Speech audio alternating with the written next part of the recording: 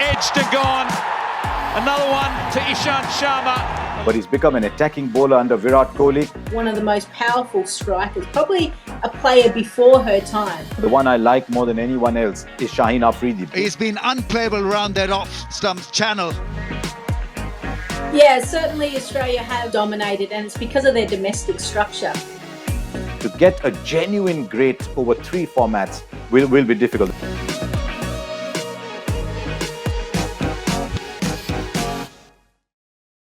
Hello and welcome to Cricket Inside Out. This week on the show, we've got plenty to discuss. So we have a mouth-watering debate coming your way. Is it possible for one player to still be considered a great of the game across all 3 of cricket's major formats? We put your questions to our analysts, and we're doing a very special Hall of Fame chat about someone, and we are going to be dishing the dirt, getting some stories that you literally cannot get anywhere else. Why? Because of our 2 very special guests. We have Harsha, the voice of Indian cricket, an absolute legend, and former Australian captain and explosive all-rounder Lisa Sthalekar. Harsha, you are telling me behind the scenes that Lisa must be missing all of that airport shopping she does, but she tells me that you guys have this in common. No, you cannot have anything in common on that front with Lisa. When Lisa checks in, she's got 1 bag on her. When she boards the plane, she's got 4. That's a lie. Now you're just taking this to another level. I think, Harsha, you're just as bad. Remember the announcement that day when they said duty-free shops are shutting down? Lisa Sthalekar, can you come in quickly? I'd be crying, trying to get as much as I could. Okay, well, we are a support group for people who love airport shopping and now miss out on that, as well as for people who really miss live cricket. There is still plenty of to discuss, though. And first up in our stats segment, digging into the vaults as far as numbers are concerned. The tallest ever cricketer to play for India at 6'4". He's at the top of our list of people to discuss today. Ishant Sharma, 31 years old. Now the number 3 ranked wicket-taking Indian pace bowler. Kapil Dev on 434, Zaheer Khan on 311, and Ishant Sharma on 297. Harsha Bhogle, tell me about what is it that is going to help this guy get that number 2 spot. He's what, 13 off, 14 off? Yes, and I think it's a matter of time, really, Elma, before he gets there. He's what, Jeff, as you said, 14 wickets away. He's on his, I don't know, 2nd, 3rd, 4th win, really. When you've played 97, you don't know which one it is. But I think the change started to come around 70, 75. At his 70th test, he'd just taken 205 wickets, average 37. The best bowlers are in the early 20s, the OK bowlers around 30. But around 75, I think, is when that turnaround happened. And then in 81, he came back from South Africa. You remember the tour, well, India were there, lost that series 2-1, spicy decks over there. Didn't get an IPL contract, and then went across to Sussex, worked a great deal with Jason Gillespie, good man, good coach. But more than anything else, away from everything, just focusing on his bowling, was able to bowl long spells, even though he only played 4 first-class games, 6 one-day games. He came back a different bowler, much like Zaheer Khan came back a different bowler in 2006. And since then, he's taken the mantle of the leader of the attack really well. He's 31, true, but it's a 31-year-old body that's traveled for 13 years. You've got to keep that in mind as well. So I hope he goes on for a long time. And who knows, he plays another 20, 25 tests, might finish with 360, 370 if he keeps going, never know. He made his debut this month 13 years ago. Lisa, what is it that stands out about Ishant Sharma for you? The fact that he's been able to have that longevity within his career. There have been times where he's had to do it tough, where he's been out of the side, but he's always redeveloped himself, and he's always someone that you can throw the ball to, and he's happy to bowl those overs, the hard overs. When the ball's not doing much, he'll come in and bang it in time and time again. His numbers from the 81 to 97 tests, he averages at 19.28, strike rate of 41. He's only getting better, just like a good bottle of red wine. No, the other thing, Elma, too, is that his work ethic has always been excellent. and he's willing to bowl long spells under Virat Kohli. He's playing under Virat now. He's a captain who loves fast bowling. Under Dhoni for a long time, he just did a holding job. And that is the kind, I mean, Dhoni liked those kind of bowlers too, but he's become an attacking bowler under Virat Kohli. So, yeah, I think he's enjoying himself, and good to see, because he's put in the hard yards. How untouchable is that 434 of Kapil Dev? That's a massive record. Yes. Now, I think Kapil Dev played about 130 odd test matches, I think so. If he plays 33, in terms of wickets per test, he's not that far away. But at the moment, it's looking too far. If he gets close, good on him. Wonderful. Now, it's interesting you mention Virat Kohli's captaincy and the way that he manages his pace bowlers. What will this lockdown, this period, is this something that someone like Ishant is going to look at as an opportunity? We've seen him on social media being incredibly diligent, working really hard on his fitness, but I'm sure there are some limits to what you can do if you're restricted in terms of movement. A big guy like that, Harsha? Yes, I mean, Lisa was a spinner, but she'd still understand that bowling muscles very different. You can do all your weights, you can do your training off season. You can come back stronger, which will work in his favor. But he's an urban boy. So I don't think he'd have got a lot of open spaces to go do a lot of running, get his body ready. So I hope he gets the 4 or 5 weeks. Though, to be honest, at the moment, given where India is with this COVID-19, we really don't know where our next cricket's coming from. What kind of guy is he away from cricket in terms of temperament? He's probably the most mimicked person in the team because of his very distinct voice, his very distinct style of speaking. And I mean, can you say, look up to me? I'm your senior, but I'm only 31. But he's a fun kid. He's married a basketball player, by the way. So I don't know who's putting in more into the hoops over there. But yeah, he's a fun guy. And I think he's also more relaxed now in life because he's doing well. He's happy to take the joke on himself. Doesn't play a lot of white ball cricket. So he's got time to come back refreshed in test match cricket. So yes, and he's bowling a lot better. So he's in a very good space just now. Yeah, Lisa, you almost have to wonder if that experience and the fact that he's been around for a few years, if that seems to be the thing that's really giving him a go again in this phase of his career, because the last 2 years have just been remarkable. Yeah, and also probably this lockdown will suit some of the older players. They probably need a break. The fast bowlers will enjoy it. But I think a balanced life outside of cricket. So if you can get that balance, and cricket isn't the be-all, end-all, you find that a lot of players play their best cricket. Moses Enriquez, he had his first child during our Australian summer. He missed a few games, came back and scored runs, big runs for the Sydney Sixers. So sometimes just a bit more of a life balance perspective outside of what's happening out there on the field can also help. Professional sport, they say, sometimes can create a bit of a bubble within which you start existing, and just a bit of perspective often gives athletes almost a fresh new lease on their career. Next up, in the Hall of Fame, we are taking a look at one of the most extraordinary cricketers ever seen in the women's game.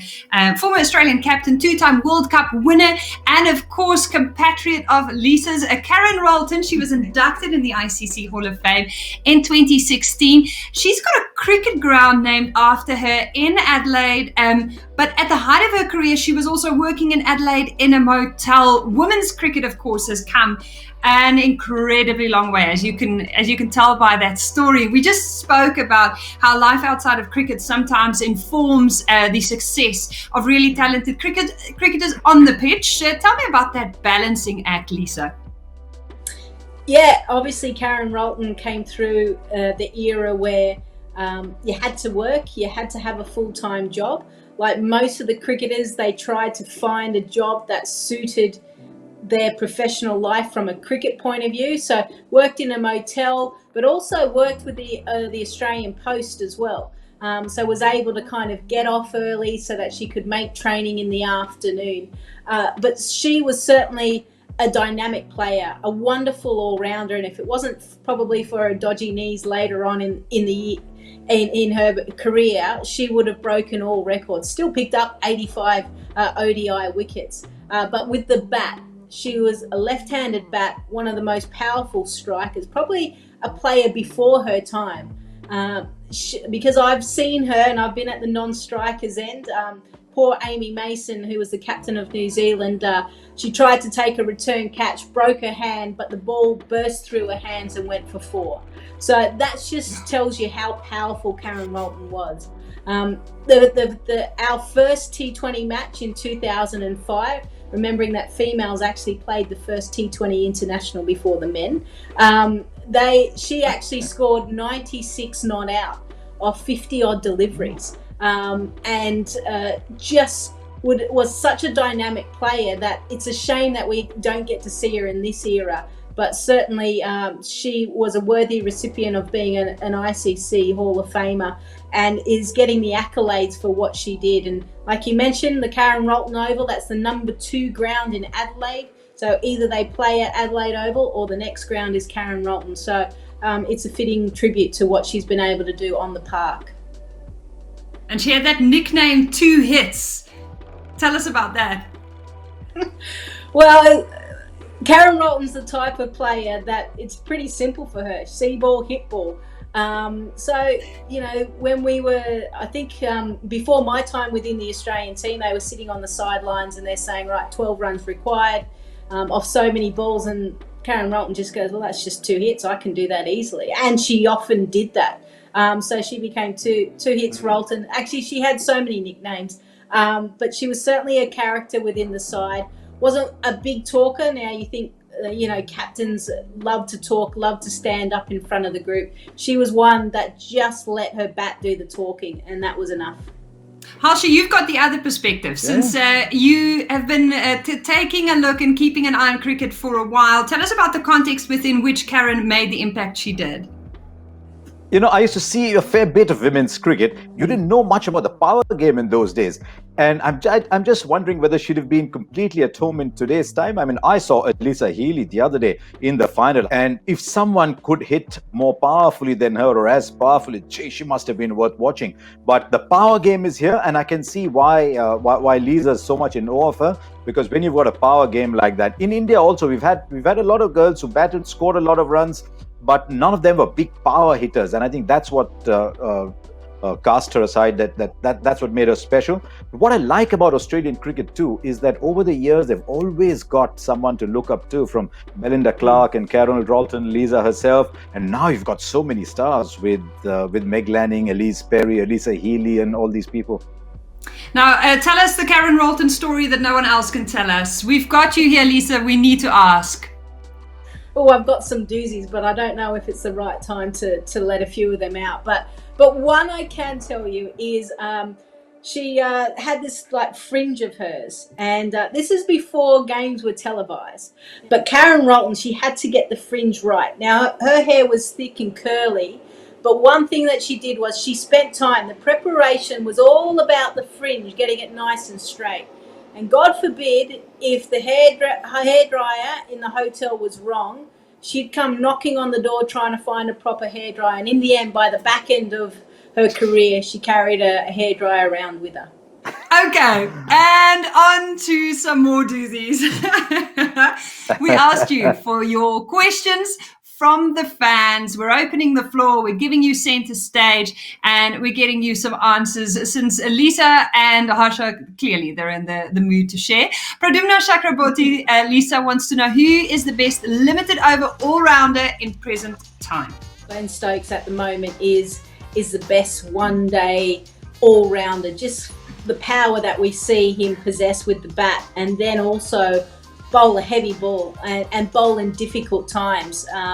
He's only ranked actually number 2 in the ICC rankings. Mohammad Nabi from Afghanistan is ranked 1, and whilst he's still ranked 2, I think England play a lot tougher competition. Afghanistan obviously coming through trying to get more fixtures against the top nations, but Ben Stokes, he's pretty impressive. We're talking to Kastaf Dasgupta now. Which fast bowler do you reckon can capture through the thrones of the Bumrah-Boult-Cummins-Rabada category in ODIs? I'm going to ask both of you to weigh in. Let's start with you, Harsha. It's a good time. There's a lovely crop of fast bowlers, but I think at the moment you're struggling to look beyond Jofra Archer. I hope he's fit, but I like the look of Jofra Archer. I like Lungi Ngidi from South Africa. He came over, had a season with CSK. He looked very good, and in that fast bowling factory of the world. Now, I only hope they produce more long-term fast bowlers, because I've just noticed that Hassan Ali, who was so full of promise, has dropped out of the contract list. But from Pakistan, there's Naseem Shah, but the one I like more than anyone else is Shaheen Afridi. Big left-hander, has got the pace, but I hope he's got the staying power, because you look at Amir, you look at Asif, you look at Wahab Riaz, you look at Junaid Khan, you look at Hassan Ali, so many have come and gone. So I'm really hoping that he has the longevity, but I look at those three from among the emerging crop. At KO Cricket 528 on Twitter wants to know, don't you think we should have more reviews in the game, especially in the test format? Surely 2 unsuccessful reviews are not enough for a full innings in test cricket. Lisa vehemently shaking her head already. Yep, no, we've got enough things slowing down the game. So, no, I think 2 is more than enough. The batsmen have now gone, whether for reasons of ego or reasons of tactics, they've started to select who gets the reviews. So if they want to choose to play that way and then get a howler coming their way, too bad for them, because the review was not meant for a player to say, let me take a chance on 50-50. Sometimes let me take a chance on 25-75 too. So if they choose to play that way, so be it. But Lisa's absolutely, you can't keep stopping the game all the time. And now, if you go by what Chappelle is saying, allow LBW's outside leg stump, they'll want 20 reviews. Kaustap Mokal on Twitter says, Harsha, what do you think about the new proposal of having 2 Indian teams playing at different locations post-COVID, one for red ball and one for white ball cricket? And post-COVID is this lovely place that everyone hopes to visit someday. We don't know where it is. We don't know when it is. This wonderful mystical place. Hopefully, we'll get there quickly. But you've got to look at it from the public's point of view. Is the public going to turn up to watch a game without Rohit Sharma, Virat Kohli, Jasprit Bumrah, Jadeja?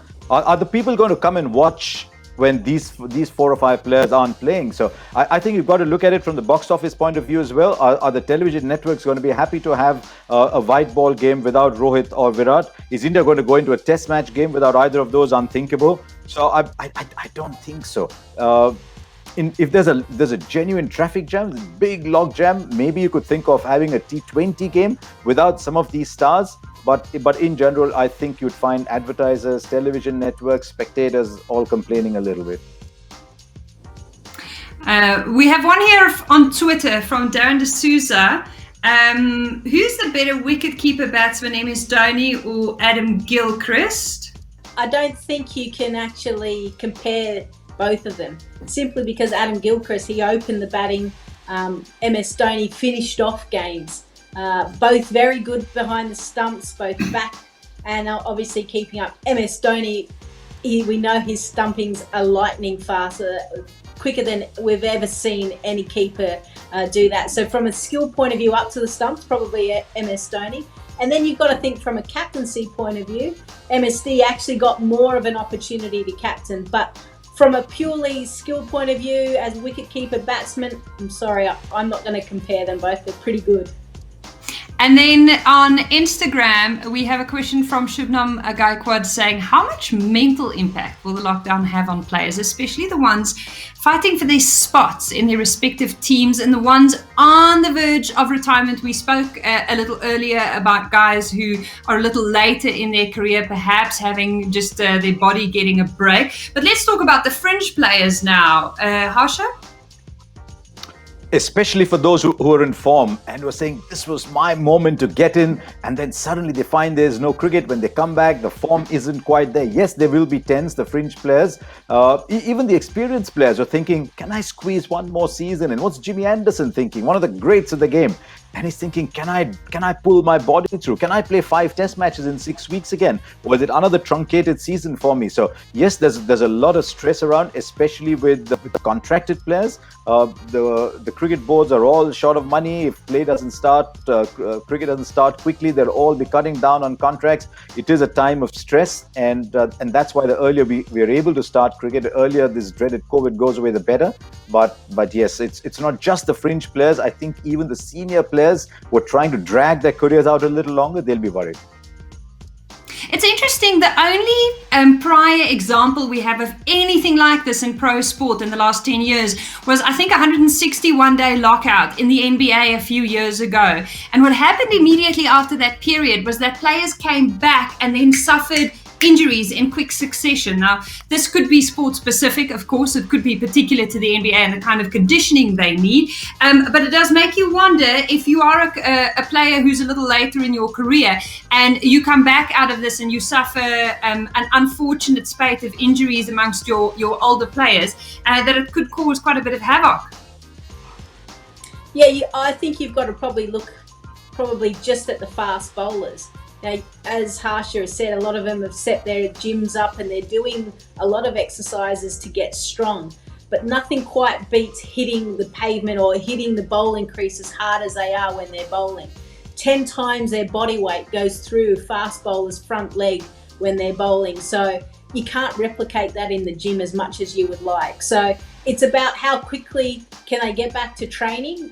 Can they get their workload? So all fast bowlers around the world are told roughly how many balls they're allowed to bowl in a day, a week, a month, and they slowly build it up so that potentially when they go and play in a first-class match, that they've got the workload to be able to cope with bowling 20 or 30 overs. So I think the fast bowlers will be a real concern. The strength and conditioning staff will certainly be looking over them and all of their numbers with a microscope to ensure that they don't break down. It is a very unnatural thing to do, as Lisa was talking about the amount of body weight that goes through, but it's also backs, shoulders, calves, ankles. I mean, human beings are not born to bowl fast, so they've got to get that rhythm going again. It's all about rhythm. I think they'll struggle. Batsmen's all right, and they'll come back and bat. Muscle memory. Faizan Nisar on Instagram said, should Babar Azam be part of the new Fab Four, considering his performances in all formats in the past 2 years? Lisa? The last time I was on the show, I actually mentioned his name for someone to look out to join that group. He's travelled, and I'll give the example of, he's travelled to Australia twice. The first test series, he didn't score 100. The second one he did. So he's starting to learn how to play good cricket in all conditions. Now those 4 can do that. And I think probably give Babar Azam, another 10 tests and let's see where he's at. But he's not far off at the moment with his numbers. On YouTube, Cricket Media has a question for you, Lisa. What do you think about from Australian women's cricket team? Is there any other team who can dominate the world in the next decade? In fact, I think Harsha might also have something to say on this, but let's start down under. Yeah, certainly Australia have dominated, and it's because of their domestic structure. There's money been poured in. The players are pretty much semi-professional at a domestic level. One side that I think could challenge the Australian team will be the Indian side. We're starting to see some really young, explosive players. They've got mass in numbers as well. From their domestic structure, they're crying out for a competition where it's hard, tough cricket regularly, week in, week out. We've seen that within the women's exhibition matches at the end of the IPL last year. Plans were to extend it to another team this year, but obviously COVID-19 has stopped that. But if India are able to get their domestic structure right and those players become semi-professional, very close to being professional cricketers, I think the scary thing for every other country is that India could just run away with the talent pool that they have. I think Australia are well ahead of the pack at the moment. The Women's Big Bash had a big part to play in that. And that's why I'm a big advocate of starting the Women's IPL and with all eight franchises, because they've got a fan base ready, they've got facilities ready. It's not a popular opinion in my country, but the reason I say so is if you start with 6 overseas players, you're looking at 40, 45 India players. There'll be some who are not quite there, but you never know where the next big star like Shafali Verma is going to come up from. So my view is each team plays each other once, start the IPL, all 8 teams. An RCB-MI game, even if it's a women's game, would be big. So that's my point of view. Well, it's not the most popularly held view, but if we wait, we'll just keep on waiting. I agree, Harsha. Bring it on. Bring it on, says Lisa Sthalekar. Thank you so much to everyone who sent through their questions. We'll do this again next week with our guests on Cricket Inside Out. Now it's time to debate. Today the topic is, it's not possible to be a true great of the game in all 3 formats. Great in caps. Harsha Bhogle, let's start with you. What's your position on this? I think it'll get increasingly difficult. I think the batsmen, some of them will get by. If you look at players playing international cricket at the moment, there's Rohit Sharma, there's Virat Kohli, there's Babar Azam coming up, Steve Smith better at red ball than white ball, Joe Root similarly too, Owen Morgan plays one but not the other. You're seeing even within batsmen specialization starting to take place. With the bowlers, at the moment you still have the Bumrahs, the Rabadas, the Bulls, all of them good in all formats, but in course of time, I think you'll struggle. Look at what's happened with the spinners. You've got all these quality players, all of them excellent in T20 cricket. Not one of them is playing Test match cricket. So we're starting to see that separation happening with wrist spin. I think all-rounders, you'll struggle big time. Andre Russell is by some distance the number 1 all-rounder. He keeps having his injuries even though he's playing T20 cricket. Hardik Pandya's come off a big injury. So managing workloads, if they're playing all 3 forms of the game, will be very, very difficult. So I think we should enjoy the Virat Kohlis, the Williamsons, the Warners, the Steve Smiths, the Babar Azams while we can. We might still get some batsmen, but increasingly my view is that to get a genuine great over 3 formats will be difficult. The batsmen, you might still, but with all-rounders, fast bowlers, spinners, I think no. What is a genuine great? How do we measure that, Lisa? Well, it's interesting. Yeah, I'm sure there's so many pundits out there that would be going, right, great. Do we measure it on, has that person helped the side to win games of cricket? Now that changes from Test ODIs to T20, but crickets, we tend to be a little bit nerdy and we love our numbers. So numbers still win. Now, Harsha, he's saying no, but he's actually saying yes. So if you listen to his response, he's actually saying, oh, well, the batters, there might be a couple. Well, I think there's one already. Virat Kohli, his ability to play across the 3 formats, and he averages over 50 in all 3 formats. He's the only player to do so. And if we're going by numbers and we use that as our measuring stick, he's going really well. I certainly think he's going to be a great. The problem is, because the cricket calendar gets so squashed and there's so much cricket, he may have to miss out on games. But I have a feeling that there is a great. And you're not supposed to have a lot of greats anyway. The definition of a great is someone that's unique, someone a little bit different. I think there's already one across all 3 formats. So I think it is possible. The economics of cricket, however, will change even more in the coming months. Will that not perhaps push this debate in favor of you, Harsha? Because perhaps specialization and guys playing in the more lucrative formats will be a necessary result, especially just for the middle to short term. Yeah.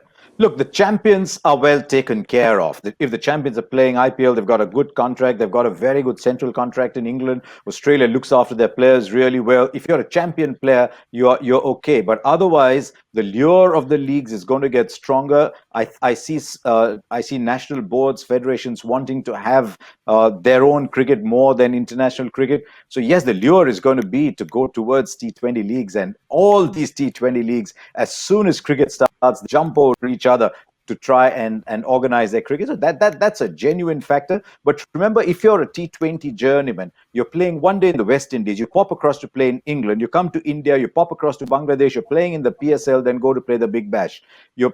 That's a lot of travel. And you see even regular T20 players are having to prioritize which one they're going to play. So Lisa can say that I say one thing and I mean one thing, but I'm telling. But she's right to the extent that, that there won't be too many greats. Not too many. Well, thank you so much, guys, for joining us on the show. Lisa, I hope that you'll have a great week ahead. You're still cooking and you're coaching a bit on the side as well? Yeah, still cooking. I've got to eat, Elma. Otherwise, I'm going to fade away to nothing. So no one else here to cook and prepare the meals. And a little bit of coaching. About to launch a new app called Slow Coach, so look out for it. And Harsha Bhogle, the newly crowned king of the Instagram Live. No, listen, there's all these different media. If you're like me, you've got to learn, right? You've got to run to stay where you are. So, Instagram TV, I'm learning that. The problem, Elma, with all these new apps is by the time I get to learn one, I'm already yesterday's guy. So people are telling me so. Yeah, but the lockdown's been very severe in India. So literally haven't gone out of the house, no more than 100 yards here or there for the last month and a half. Okay, well, I'm taking bets on how long it's going to take Harsha to also join us on TikTok. Make sure that you weigh in on social media. Send us your questions. And all of your input. Thank you so much to our guests. We'll definitely catch up with them again soon. And we will be back with more Cricket Inside Out. Same time, same place next week. For now, it's goodbye.